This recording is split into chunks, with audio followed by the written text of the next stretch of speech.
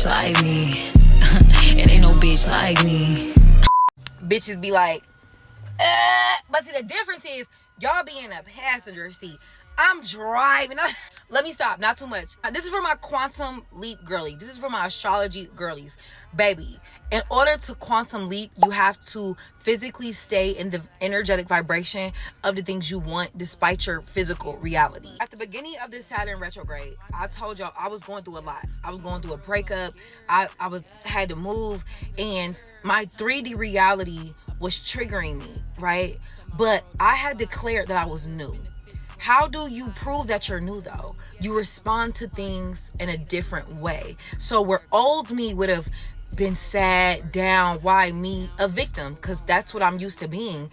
New me was like, no, I deserve better, I deserve more, and I'm gonna stay in that vibration. I'm gonna continue to think those thoughts. Because in order for you to bring anything into your physical reality, you have to know it exists first. And that means you have to get in close proximity to it. Like, I want to be clear, this ain't my car. I'm never gonna flex, but I'm in close proximity to it. I'm driving this hoe, which means now it's gonna be nothing for me to bring it into my reality because I've seen it, I've touched it, I've smelt it, I know that it exists. But before I could even physically bring these things into my 3D, I had to remain there mentally.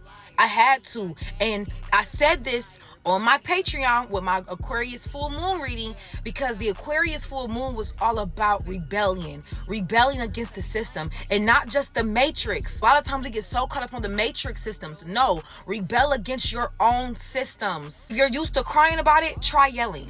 If you're used to going in the house and hiding yourself under the covers, try going outside. If you're used to being quiet about it, try crashing out. If you're used to crashing out, try shutting the up. Do things differently. If you're used to letting your physical reality send you down a spiral and give you negative thoughts, maybe try letting your physical reality motivate you. I know that with the retrogrades it's hard because the retrogrades tend to send us back to the past.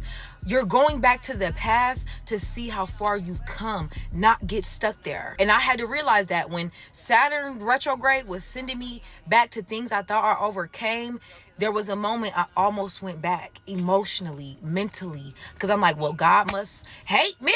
Why am I going through this shit? But I was like, you know what? No, I'm new. And new me is seeing how far I've come, and I'm keeping that energy. That's how you quantum leap. What the No more Bentley. We in a Benz today. We in a Benz. I told y'all the Bentley wasn't mine. The Benz is mine though. She's my new car. And I'm gonna tell y'all how I did it, okay? I quantum leaped. And there were a lot of girls like, well, how'd you do it? I'm still waiting. When is it gonna be my time?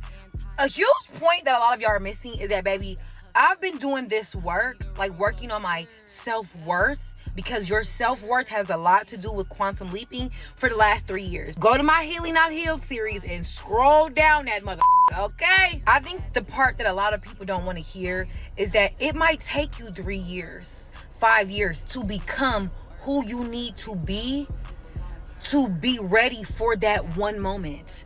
Because if you are not who you need to be, when that moment presents itself, you're going to block it. Let's use the Bentley as an example. I'm from Canton, Ohio.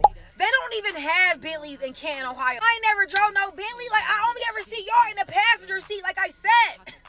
So when it came time for me to drive that car, the first thoughts that started going through my mind was fear. I'm like, oh my God, I'm gonna wreck it. I'm gonna get pulled over. I'm gonna get robbed. I was petrified. And why was that? Because my past started getting triggered.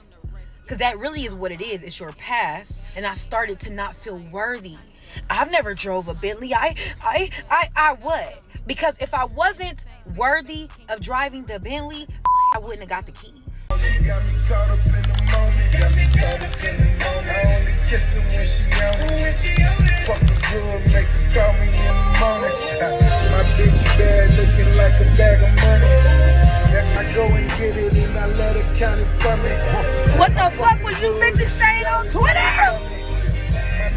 If I wasn't worthy of the job position, because that's all it is, y'all. Your girl got promoted. And shout out to all the girls who was on TikTok like, a job promotion is coming. Baby, you was right. But if I hadn't been doing the work on my self-worth, leading up to that point, I would have let that fear consume me. I would have rejected the job. I wouldn't have took the keys. You are worthy of the things you desire. Otherwise, you wouldn't desire them. You are worthy of the life of the things you want. Otherwise, you wouldn't want them. But you see, free will is a motherfucker.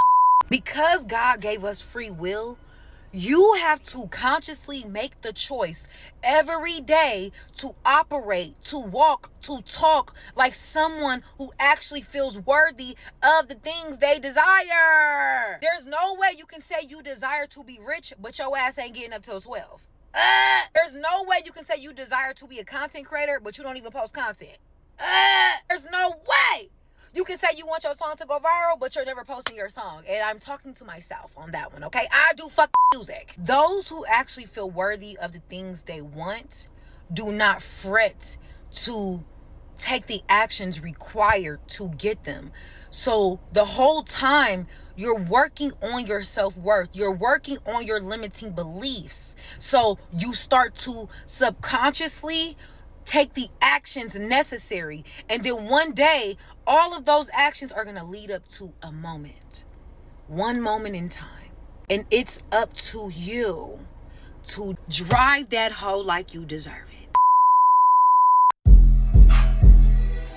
Okay. Hey. Okay. Hey. Okay. Hey, hey, look, they can't do what I do. We are not the same, ho, I'm better than you.